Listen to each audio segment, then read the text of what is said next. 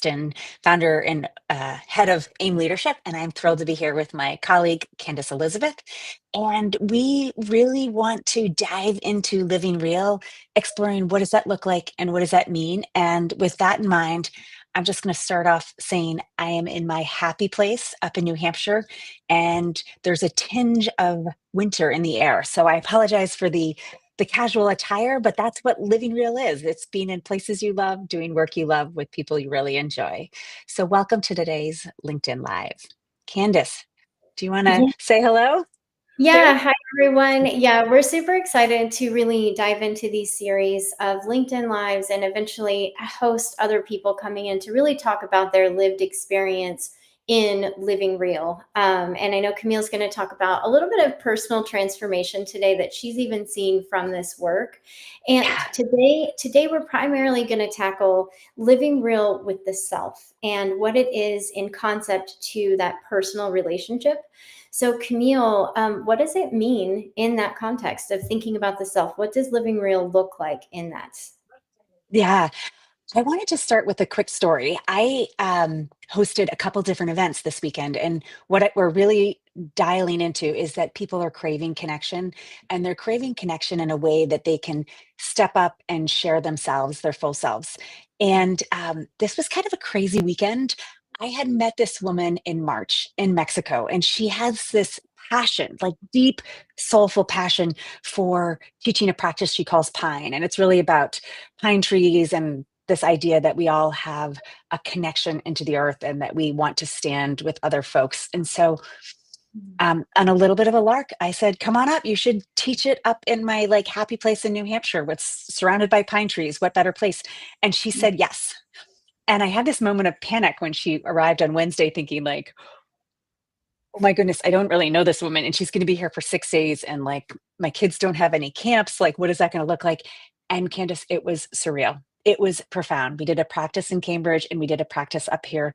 And I feel like it was absolutely transformational. And so, what I kind of the thread I will pull through for this conversation is I have no idea why I extended that invitation or why she took the leap of faith, but I never questioned it. And it was an incredible opportunity to actually give something to someone else. She's practicing and wants to share this content. And it turned out to give so much more back to me and my community and my peer group. And I think that's what living real is. It's about turning off the cognitive, like, I should do this, I should do that, that should look like this, it should look like that. What will people think? How is that going to work? And just saying, wait a minute, let me just check in. Yeah, this is values aligned. Mhm. Yes, this person resonates.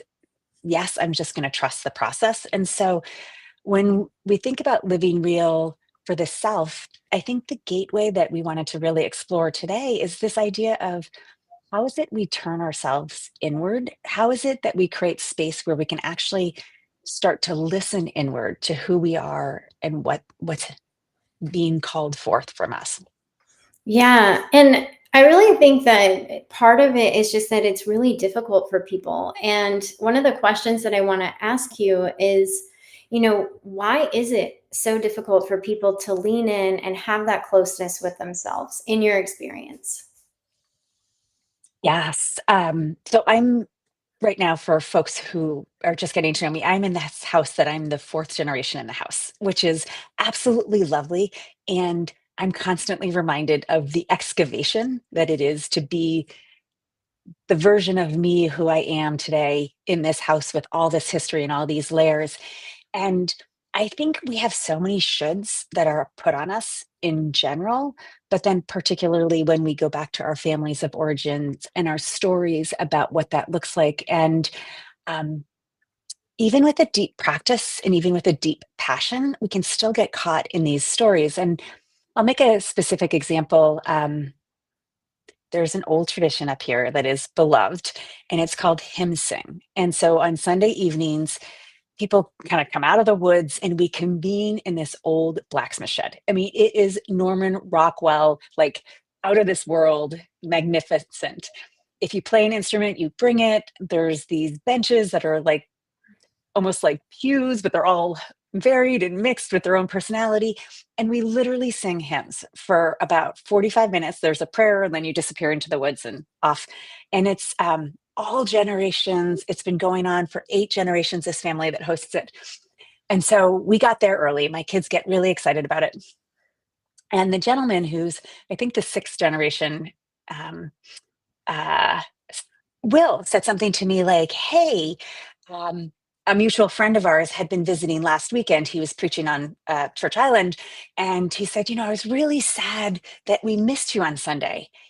And Candace, all these layers came up, and I was like, I wasn't up here. I was in Cambridge. I was doing these things. My kid had a lacrosse tournament. I was hosting. I was just like, I had all this stuff as to like this like primal justification why I wasn't at Church Island, and it was interesting. It was a little ego. It was a little old patterning, but it was interesting. And so that was the conversation. And then by the end of the hymn sing, I followed up and I said, "Hey, I'm sorry I got into like defending why I wasn't at church. I think I missed what you were trying to tell me." And he said, "Yeah, I just wanted to tell you that Rick was amazing. And he did something that has never been done in 120 years in this chapel. He opened a space for people to talk Mm. in the community." There's 362 people at church that day, which is in a pine grove out on an island. And it was just interesting to watch me go from like little kid, like, I'm a good person. I wasn't at church, but I'm still a good person, to like, wait a minute, let me open into what was the message that he had. And so I'm sharing that example because I think we all have these moments where we go unconscious, where we get caught in these old patterns or old habits or old ways of being, and that we can start to create space where we can listen inward and capture those and then come back and say, "Hey, wait a minute. I'm sorry. I was distracted. What is it you meant to say? What is it you wanted to say?" First to ourselves, but then to those around us. Does that Yeah. resonate? Yeah, absolutely. And it's such a beautiful reflection about why this work is important, because you wouldn't have had the capacity to necessarily slow down to even consider. Normal patterning usually goes like, oh, I'm going to ruminate about it for like the next 4 days. I'm gonna think about what I could have said better. And you're just applying it in real life where you're like, wait, let me slow down. Let me think about this. And let me actually see if there's another like perception that I need to take in, or perspective that I need to take in. And I think it's even being able to vocalize that shows a layer of Mm, vulnerability, because that's the other layer of living real, is that ability to speak one's truth in a way that's supportive, of course, like we're not just saying say mhm. whatever, but even to be able to be vulnerable to say, you know what, I don't think I heard you correctly or fully. Let's dive into this. That takes a Yeah. layer of understanding that I think can be really beautiful and a little bit intimidating. Yeah. And so, what do you think? And that goes to the what real stands for, which is release, engage, allow, and then I'm starting to say listen even more deeply. Um, and it was interesting because I could when I released the like family shoulds or the multi generations or all those things, and then I allowed what wanted to happen and what it was there. All of a sudden, I could engage so much more deeply. And I completely agree with you that this happens moment to moment. It's happening all around us, but we're going so fast that we don't permit that time and space. So, yeah, thank you for that reflection. Yeah, well, and that's one of the reasons why these events that we're pulling together are really just a new way of approaching having these conversations, where you have Yeah. that safe space to communicate, to really just kind of almost allow the softening to happen, to even be able to have that conversation. And Yeah. so, and what you just said is that people are craving that ability to come together and to have conversation. And the fact that you're saying like he brought over 300 people together to have that vulnerability moment, that's powerful. Like that's not small stuff. And And he was naming what was happening in the community. Like a big person in the community had just stepped into hospice, and another person who's very well known, his husband had died suddenly of a heart attack, a dear friend, the day before. And so he was just being real, releasing his agenda for the servicey thought and allowing people to to engaging people and allowing them to come together. So yeah, Yeah, it's a beautiful thread to see that come through. I love There's that. something else I wanted to say. Sorry, we get so excited on this. Yeah, Um, yeah. it was you mentioned one other thing about people really wanting to be in community, and it triggered something in me from Saturday. We had two different kind of gatherings. Actually, both were mostly women. The first was this pine practice, a meditation, mindful yoga, and it was more geared towards menopausal women. But the ability to physically get in their bodies and then connect was profound. And then Mhm. later that evening, we had some dear friends of us, 20 something year old daughters that were having a gathering, and we had those six young women down for cocktails and a cheese board and stuff. And it was so fascinating to see that it's not necessarily age specific. I think we're all craving that space to come together and to let these conversations unplug and unfold over time. And there was a really unexpected part of Saturday evening, which was one of my friend's daughters happened to be the daughter of a long-term client of mine. And Oh, it got even more fun because that client was coming to pick her up to take her on a family vacation. And so I got to see this client that I've known for years. I've worked with for years. I've like done this really intimate work with him and the executive team in his company, and we've driven innovations and restructured how they do investment banking. mhm. And this is over 10 or 12 years. And what was so unbelievable to me, Candace, was that when her father arrived, it like just cracked me open to a whole nother set of emotions, where here's someone who I've really come to really enjoy seeing me and my family of origin. And that depth just reminds us that we're all in these layers of unpeeling, Mhm. that the container doesn't have to be perfect. We don't have to sculpt the perfect gathering, but we have to create the space to be able to open to what that looks like. Can I say Yeah, one more thing? yeah, I'm go for it. obviously super chatty. I'm so No, I sorry. love it. Um, No, I love it. so we're multi-generational here. And my mother couldn't quite understand this gentleman showing up, and like she could see the energy between us and she couldn't understand it. And it was really fascinating to have her witness that relationship, and she could feel it. She was like drawn into it. It was compelling, it was curious, but she couldn't cognitively make sense of how a real business relationship could have that much energy. And it just led us into a deep conversation about what is the work I do and like why is it so important. So it was like it was really a rich full day. Yeah, it sounds like it was very connective. And, what it made me think of is just getting back to how things used to be. Even hearing the gathering at this place where you come together and you just spend time together. All I could see was this campfire energy of like Mhm. coming together, telling stories, talking about all the things and just being in like that divine presence with one another. And just the way that you were mentioning it, it's such again, it's a safe space for people to come together and just share and be. And there's so much power in that in and of itself in a world that can feel so chaotic at the time. And You're so spot yeah. on. People are craving that presence. People are craving that presence with themselves, but with one another. Yeah, yeah. And, when we take the time, I think that's the biggest constraint, which leads kind of into my next question. But I think that there's a lot of invisible pressures that people place on themselves, and it can really, even these societal norms can keep people from opening up. What do you think those barriers are, and how can we look at them differently? Great question. That could be like I a know. month's worth of LinkedIn lives. I'm going to start on the personal, just keep it in the personal. I think if you were really curious to explore this, I would first look at your rules and the assumptions and the illusions. This is chapter 2 in the book, but just look at the constraints that we unconsciously put in and around us. Um, One way to do that is to listen to the the should list that's running silently in our mind. I should be doing this. I should be doing this. I should be doing this. Good people do this. Good people do. If I, because Mhm. that that chatter keeps us so activated, and it keeps us distracted from ourselves.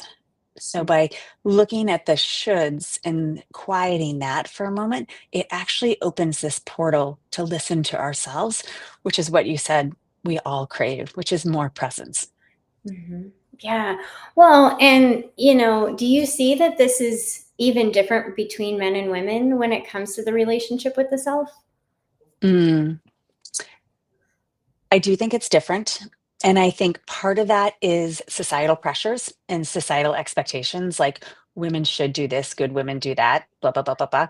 But I also think there's a neurological piece to it, which is that men are tend to be more like lasers. They get really clear on what they want to do and they go after it. Whereas women tend to be radars. We scan the environment and we pick up all the things that are happening in our environment.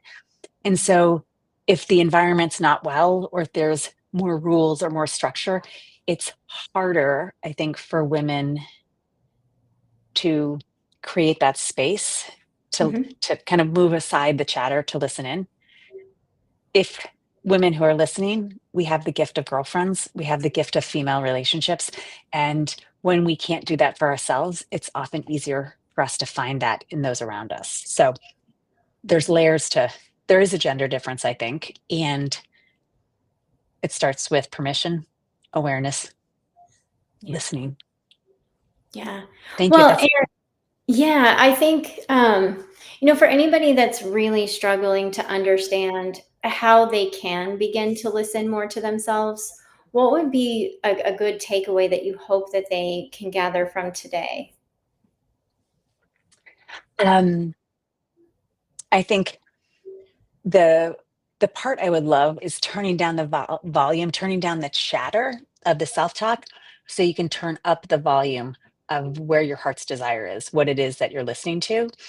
And another way to say that is to like listen what flows through you or comes through you without the kind of critique or analysis or evaluation of like, does this make sense? Is this the right thing?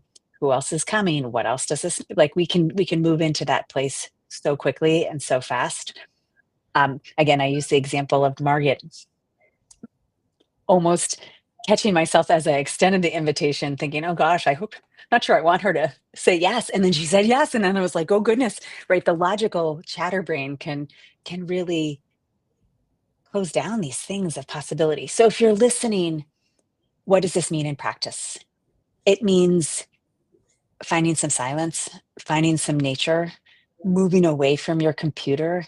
One of the things I love to do is grab a blank piece of paper or my Remarkable tablet and sit on the floor, maybe on a nice rug, and stretch and move and start to listen inwards. So if you can be in nature, great. It's a beautiful time of year for many folks. If you can't, find a clean, clear space where you can just kind of move into that more physical embodiment away from the shoulds and into the inner listening. I will also say we have a new resource on listening inward that's going to be up soon that we're really excited to share with folks about what does it mean to listen inward. And then if all of this resonates, start to think about how you curate a gathering of people who can listen inward. And we have a bunch of travel. I have a bunch of travel where we're doing a number of these events. The first up is DC. We have a couple different things happening there, and then New York. We would love to see you, support you, collaborate with you, and would also just love to encourage you to curate some of these real opportunities within your community. So those are resources that are available. Yeah. Well, and if you're really struggling with this concept and you find yourself like, I really want to be able to do this, but I just maybe don't understand exactly how to get there, that's when you can connect with us because we have a ton of resources and we can even bring this into your organization if that's something that interests you because we know that the world is shifting into a lot of hard conversations. And what better way can a leader support themselves by first knowing themselves and being able to communicate really well. So, That's so well said. Um, I will. I will reiterate what I hear you saying, which is there's amazing leaders that want to lead, create that compelling vision, provide hope, engage their teams. And one of the often undervalued aspects is how is it that you are living real so that your message can be heard and resonate with folks. So, absolutely love to have those conversations. Love, love, love, love, love. Thank you for that. Yeah. Awesome. Yeah. Um, did you? I didn't want to interject. Um, No, I think that's we it. we are really enjoying these conversations as a gateway to share what's front and center for us. And we are really eager to hear what resonates for you, both what you're like, yes, this made tremendous sense. And also, hey, could you talk about this? I'm a little struggling and curious about that. So please feel free to reach out. I'm Camille at aimleadership.com, Candace at aimleadership.com, or put a comment here. We would love to learn what's resonating for you. And we look forward to seeing you next week. Same time, same place. Thanks so much.